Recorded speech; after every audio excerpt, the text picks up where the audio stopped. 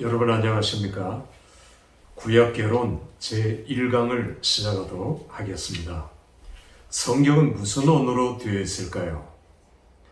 자, 제가 하는 말을 한번 잘 들어보십시오. 베레시트 바라 엘로임 에트 하샤마임 베에트 하아레츠. 눈치가 빠른 분들은 무슨 말인지 금방 알아들을 수 있을 것입니다.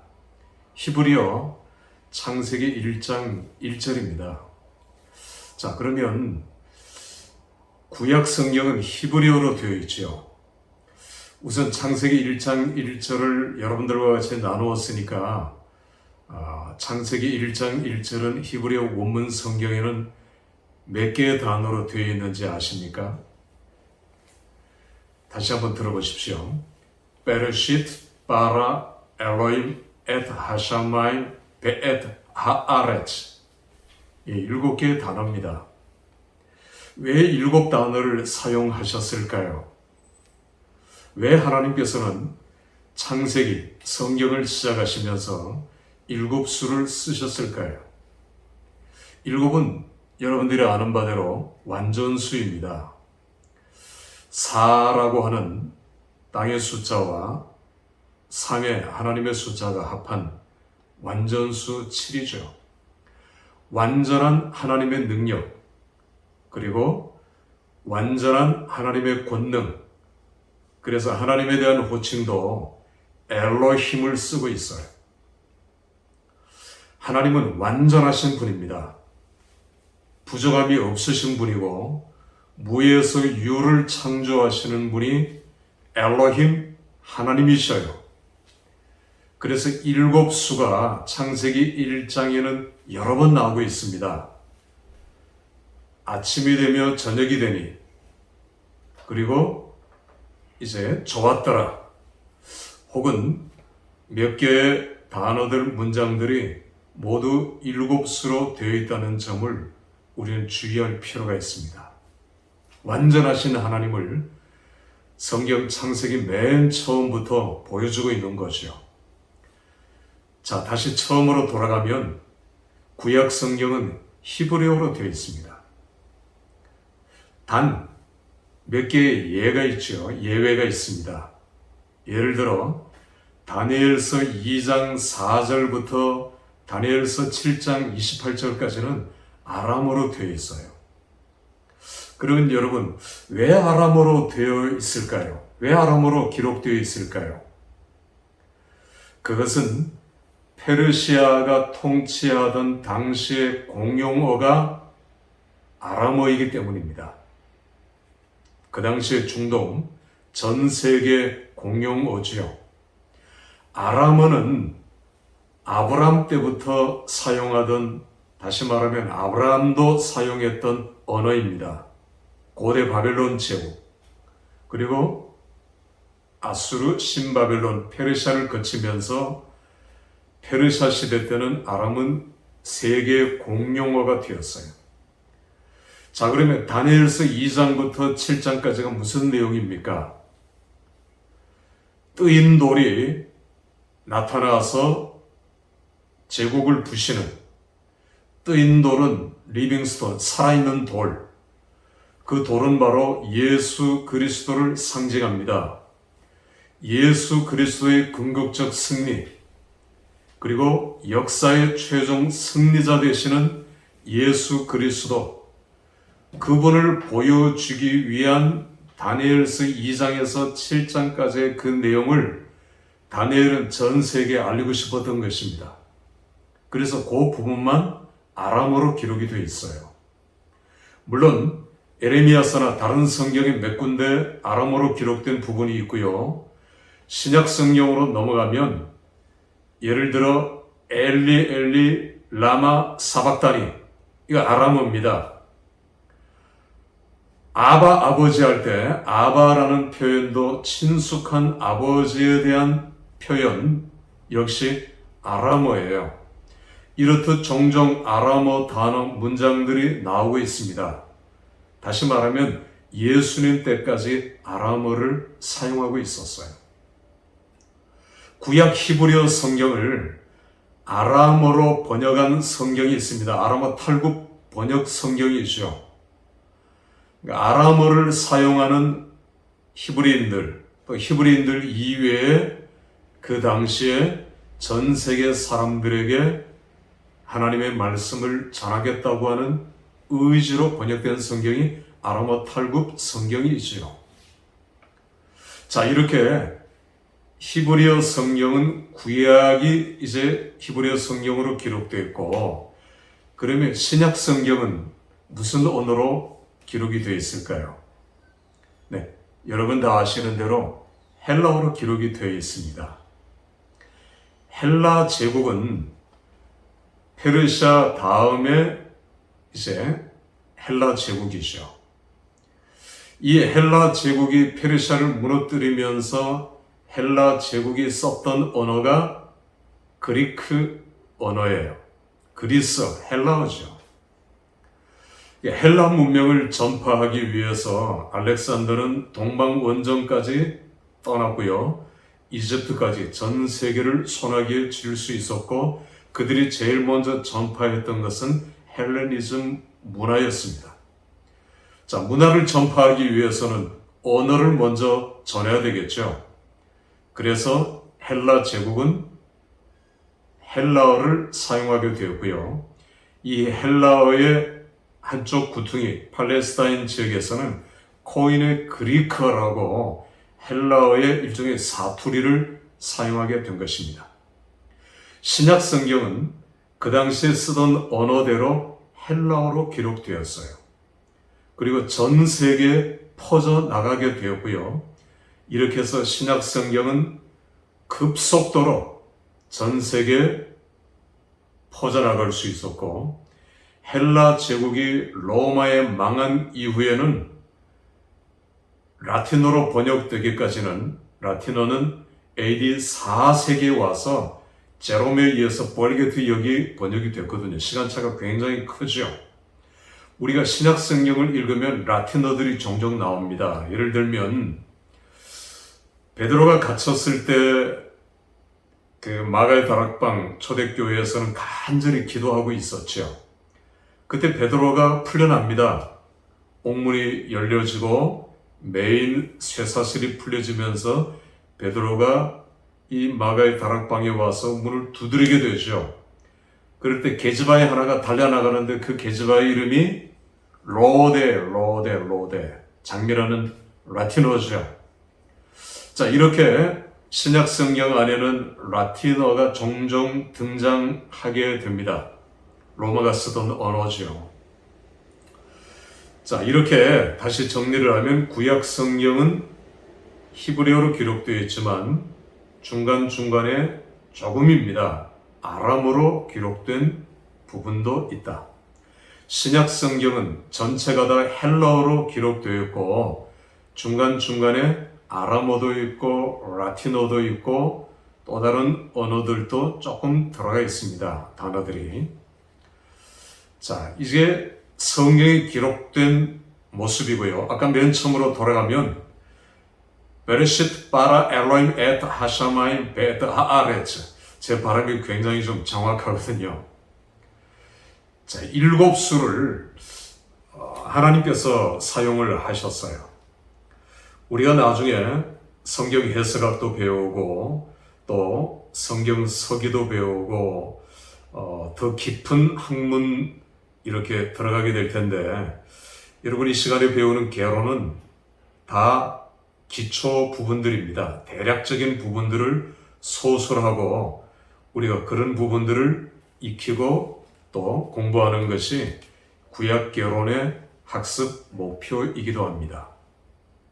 자, 성경의 언어는 이런 방식으로 기록되어 있고요. 또 하나는 성경의 구약 성경을 기록할 때는 뭐로 기록을 했느냐 하면 양피지로 기록했어요. 두루마리. 양의 등 부분의 껍질을 이제 다듬질해서 거기에 기록을 했습니다. 이게 성경 원본 맨 처음의 기록이고요. 신약 성경은 나일 강변에 파피루스, 갈대가 나와요. 그 갈대가 폭이 좀 넓고 굉장히 질기고 단단합니다. 그 파피루스를 말려서 악여로 가로 세로로 붙여서 이걸 하나의 그 종이같이 만들어요. 그 파피루스 위에 먹물로 기록한 것이 신약 성경입니다. 자, 시간이 지나가면 그러면 구약 성경을 기록한 두루마리, 양피지는 어떻게 될까요? 다 사가 없어지겠죠. 신약 성경도 파피루스도 사가서 아마 없어질 겁니다. 시간이 많이 흐르면 흐를수록 원본은 점점 줄어들고 성경 맨 처음에 기록된, 예를 들어서 모세오경을 기록한 모세, 지금 원본이 남아있을까요? 다른 성경 66권의 원본이 지금 얼마나 남아있을까요? 안타깝지만 한 절도, 한 장도, 한 부분도 남아있지 않아요. 시간이 많이 흘렀기 때문이죠. 신약도 마찬가지입니다. 파피루스가 사가, 날가 없어져 버렸기 때문에 원본은 없어요. 그러면 우리가 어떻게 맨 처음에 원본과 우리가 가지고 있는 이 성경이 같다는 것을 증명해 낼 수 있을까요? 우리가 전문적인 학습은 나중에 하기로 하고요. 우선 간략하게 제가 설명을 드리면 사본, 다시 말하면 원본을 놓고 카피한 것을 사본이라고 얘기를 합니다. 원본 성경은 너무너무 귀하죠. 한 권밖에 없으니까. 그러면 그 원본을 가지고 사본을 만들 때 서기관들이 두 가지 방법이 있습니다. 그 두 가지 방법, 첫 번째 방법은 옆에다 놓고 쓰는 거예요. 옆에다 놓고 보고 이렇게 쓰면은 물론 시간은 많이 걸릴 겁니다. 그러나 정확하겠죠. 그런데 오늘 우리가 성경을 읽을 때에 예를 들어서 가룟 유다가 목이 메어 부러져, 가지가 부러져 땅에 떨어져 창자가 터져나와 죽었더라 하는 부분은 괄호로 쳐 있어요. 괄호. 왜 괄호로 쳐 있느냐 하면 어떤 사본에는 있고 어떤 사본에는 없는데 중요한 사본은 있기 때문에 괄호를 친 겁니다. 그걸 빼기는 뭐해서. 그런데 누가 보더라도 그건 인터프리테이션, 해석이거든요. 해석.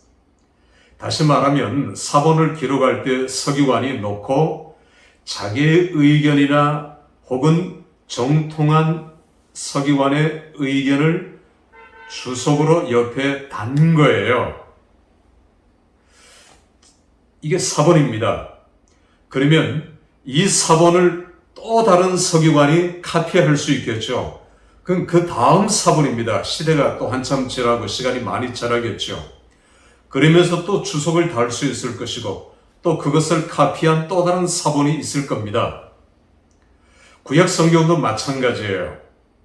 그러면 이 사본들을 가지고 어떻게 원본을 찾아낼 수 있는가? 그 원본이 정확한 하나님의 말씀이라는 걸 알 수 있는가? 자, 중요한 사본, 원본에 가까운 사본이라는 걸 학자들이 이제 알고요. 그런 사본을 먼저 앞에다 놓습니다.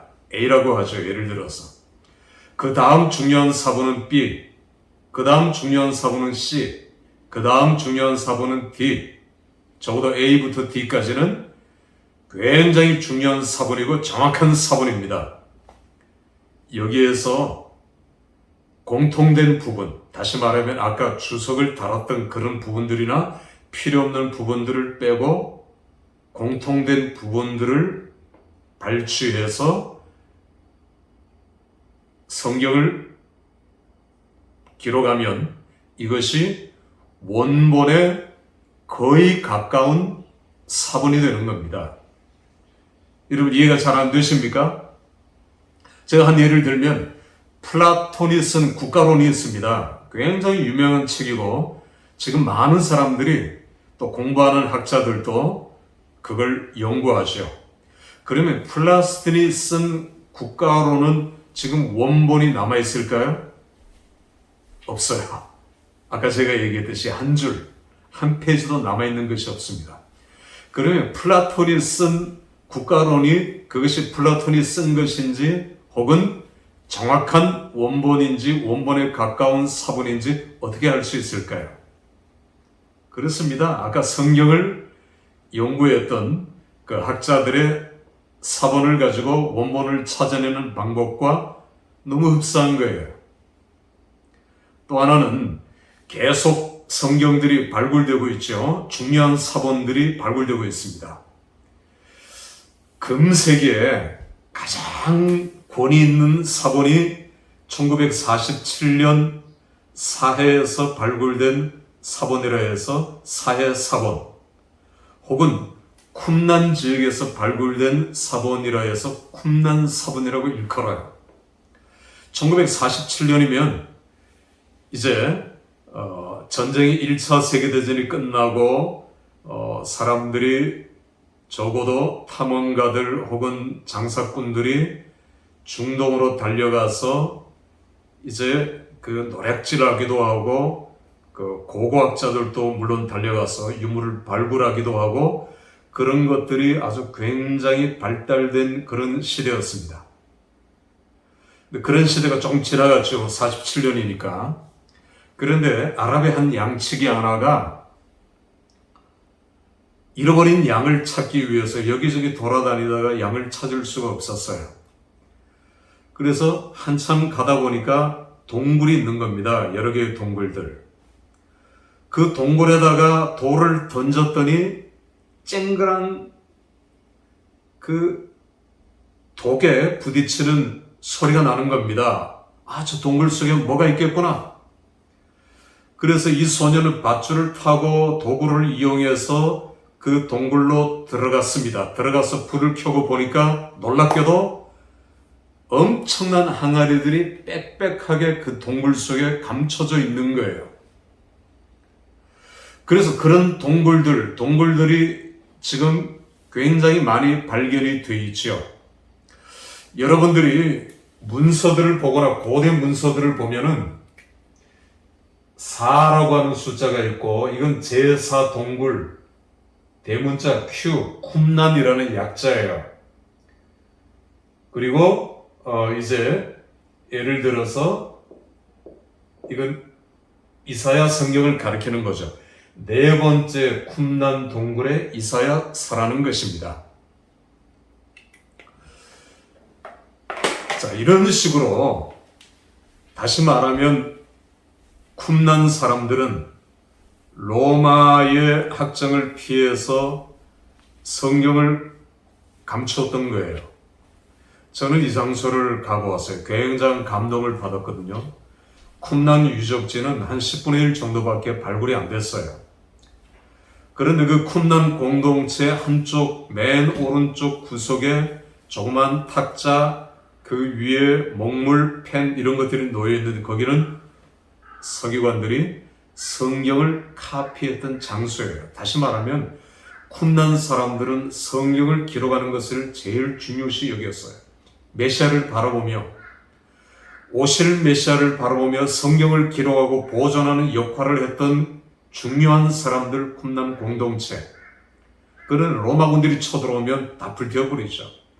그들은 성경을 도관에 감추기 위해서 지게 짊어지고 이런 여러 개의 동굴 속에 감추었고 이 동굴 속에 10개가 넘는 동굴이 지금 발견되었고 성경 66권 에스더서만 빼고 전부 다 발견이 된 겁니다. 그럼 그걸 지금 가지고 있는 성경과 비교해 볼 거 아닙니까? 이사야서 66권과 우리가 가지고 있는 성경. 결과는 너무너무 똑같아요. 싱크율이 거의 99%, 100%에 가깝습니다. 그만큼 쿰난 공동체도 정확한 성경이고요. 우리가 지금 가지고 있는 사본도 정확한 성경이라는 것이 증명이 된 거죠. 자, 이렇게 감춰둔 성경은 아직 발견되지 않는 곳도 굉장히 많이 있습니다. 이걸 발견하려고 이스라엘 정부는 많은 인력들을 투입하죠. 그러나 아직까지 발견되지 못했지만 수많은 문서들, 그리고 쿰란 공동체 1세기에 있었던 학자들, 그리고 쿰란 공동체의 많은 사람들, 그들이 제일 중요시 여겼던 성경을 카피하고 기록하고 보존했던 그 역할들을 오늘 우리가 생각한다면 성경은 이렇게 오늘 우리에게 전해졌고요. 물론 여담입니다만 양치기 소녀는 그렇게 큰 부자가 되질 못했어요. 왜 이게 뭔지 몰랐기 때문에. 그런데 그걸 사들인 고물상 사장은 굉장한 부자가 되었죠. 거부가 되었죠. 그걸 또 박물관에서 사들여서 오늘 런던 박물관이나 이제 세계 여러 곳에 흩어져 있는 것입니다. 학자들이 그 성경들을 연구하고 가장 권위 있는 사본 중에 하나가 오늘 우리가 가지고 있는 사회 사본 그리고 쿰란 사본이 되는 것입니다. 여러분, 우리가 이런 것들은 나중에 더 자세하게 배울 기회가 있겠지만 성경은 참 놀랍고 드라마틱한 부분들을 우리에게 제공해 주고 있습니다. 자, 정리를 하면 구약 성경 히브리어로 기록되었다. 그리고 신약 성경은 헬라어로 기록이 되었다. 또 오늘 우리에게 전수가 되었다. 오늘 이 시간은 여기까지 하도록 하겠습니다. 제 1강의를 마치도록 하겠습니다. 수고했습니다. 감사합니다.